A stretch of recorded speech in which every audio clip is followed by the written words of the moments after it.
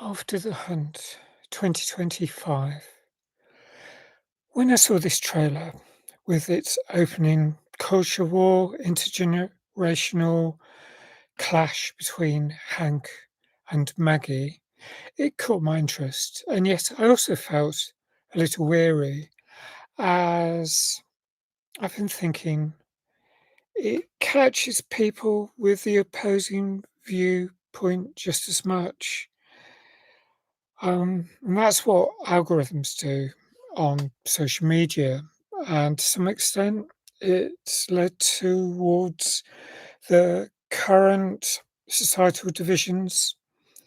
So I find it dispiriting too.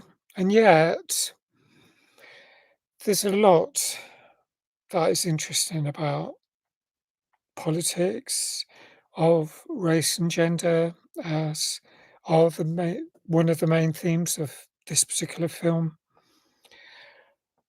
Um, it's awful that it has become such a battleground because there's so much heat and so little light, and the anger shown by some of the characters is palpable.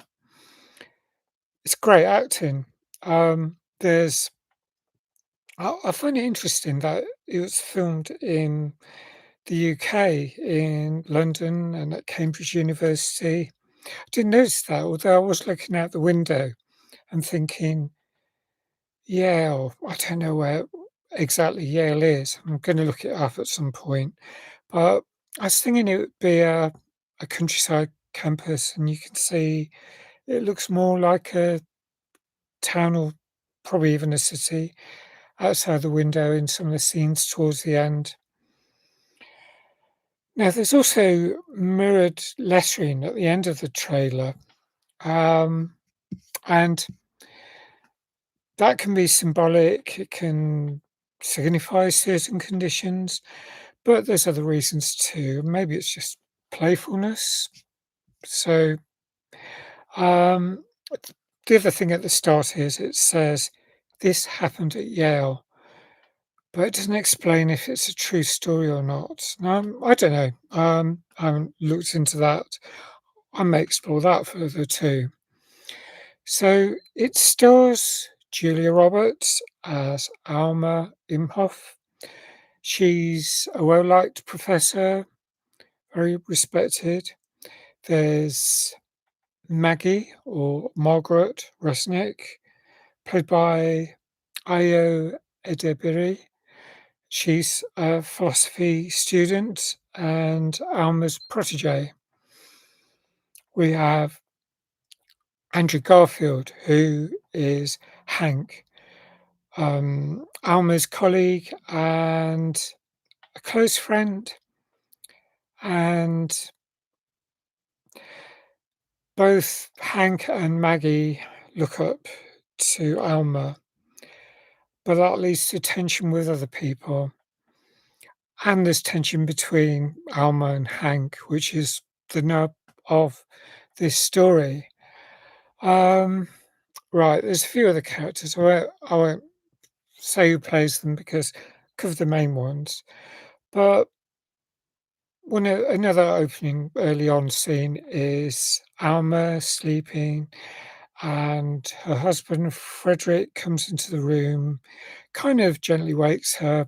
It's 6:45, 6:45 in the morning, and he's up and running, but he leaves a tablet for her to take. So um, not quite clear what it is, whether it's to do with depression or something else, but she does seem to be in lots of pain and she's sick a few times. And one of the things that I find difficult with films is lots of vomiting scenes because I'm emetophobic, a few vomiting scenes, and a lot of eating scenes. And again, I find all that visceral stuff fairly difficult at times. So I still watch films like that, but I try and cover my ears sometimes. and yet I can't cover them too much because I wanna hear the dialogue, so there's that, but that happens in so many films. Often don't even talk about it, but because there's a lot of it in this film. Um, there's of course some Americans who seem to be able to eat without making too much in terms of visceral sounds that really bother me, but a lot of it is, and I don't know, can't handle it very well, that's all. Um, so, um, there's there's a few things. I mean, one thing is also Alma, she's got a good friend called Kim, who's a doctor, Dr. Kim. She's played by Chloe Sevigny, and she has a bit of a not a clash but she does do something problematic, Alma does, that gets into trouble. Um, but one of the main things is there's this clash between um, Hank and Maggie, and you see them have an argument at a dinner party at the start, and that's the whole thing that's covered in the trailer. And um, well, um, both Hank and later Frederick, her husband, accuse Alma of choosing people because they worship her and it's not actual merit. And there's this whole thing. It feels, I mean, it's intergenerational clashing. Oh gosh, it can be such a wind up. I can imagine it happens a lot in universities. And it can't really be that easy. You know, I tend to side with the younger generations on a lot of this.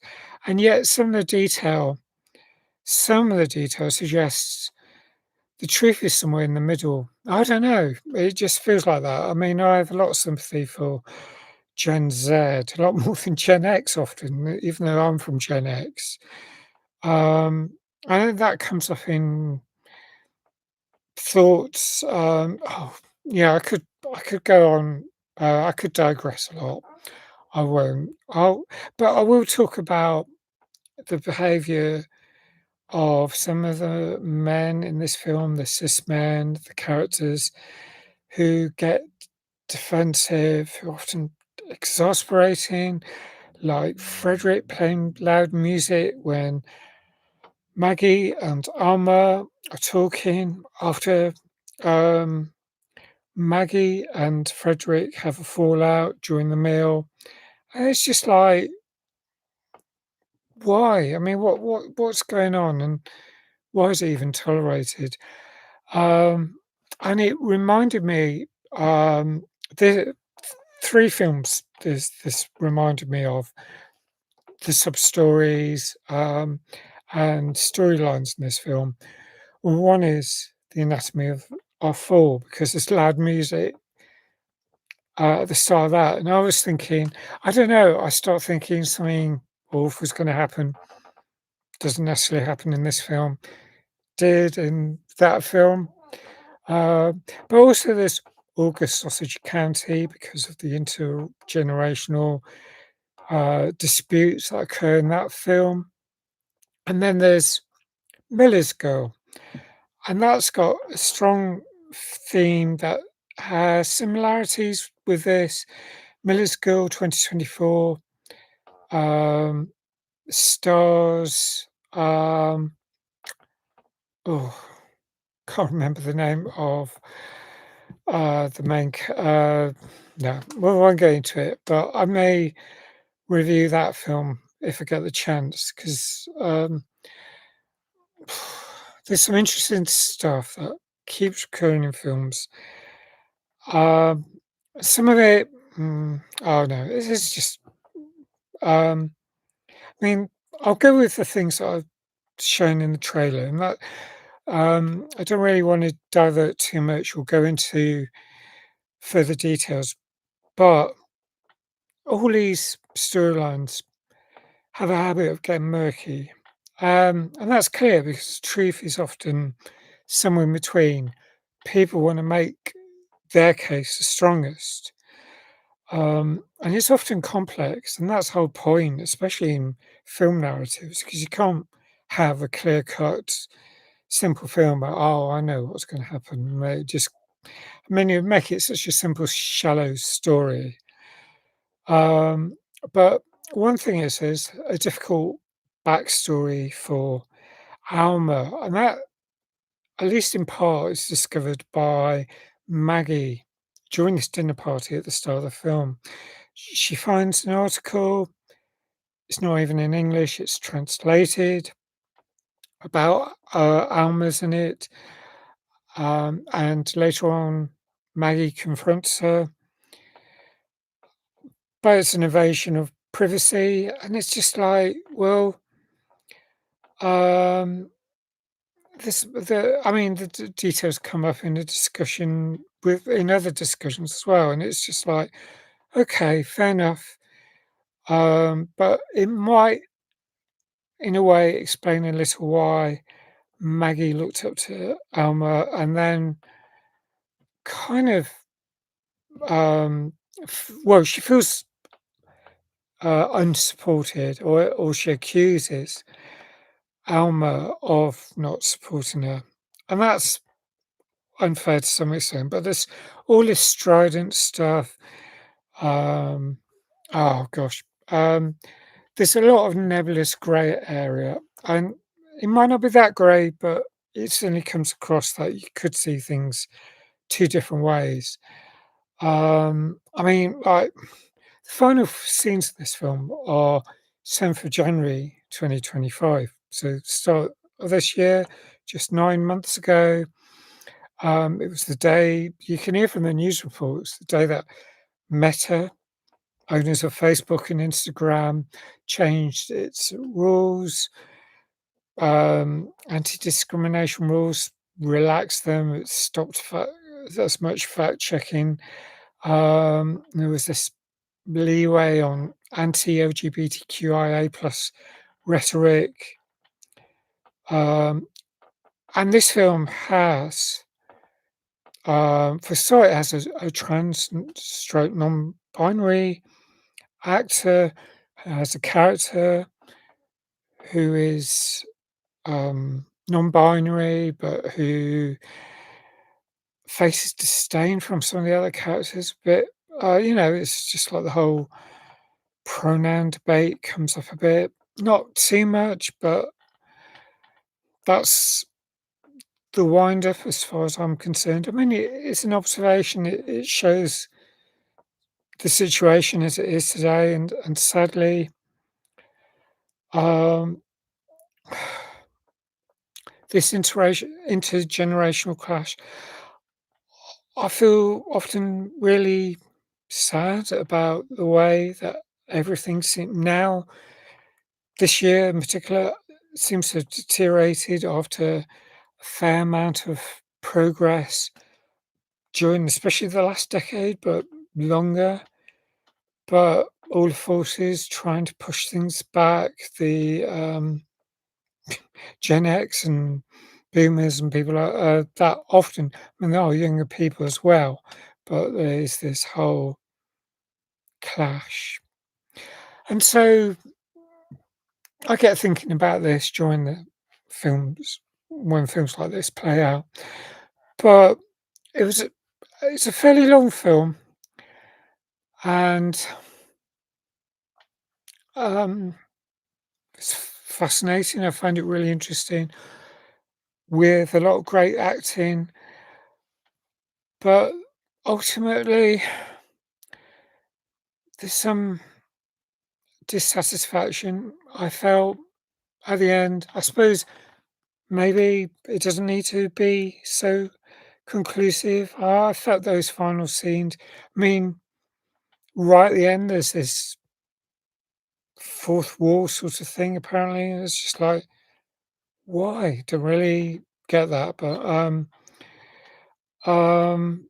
the final scenes, in a way, I can't really say much about it. Just to say that there's a meeting between a couple of the key characters right at the end. They go their separate ways, but it's almost like there's probably just as much disagreement going on at the end. So anyway, I'm gonna score it 7.75. I'd probably scored it a bit higher if there was a bit more substance right at the end, simply because it is a very long film. But in a way, the journey is a large part of the film. Fair enough. It's still a good film. Covered a lot of ground. So I think I'll leave it at that. 7.75. I'd like to know what you think if you've seen this film.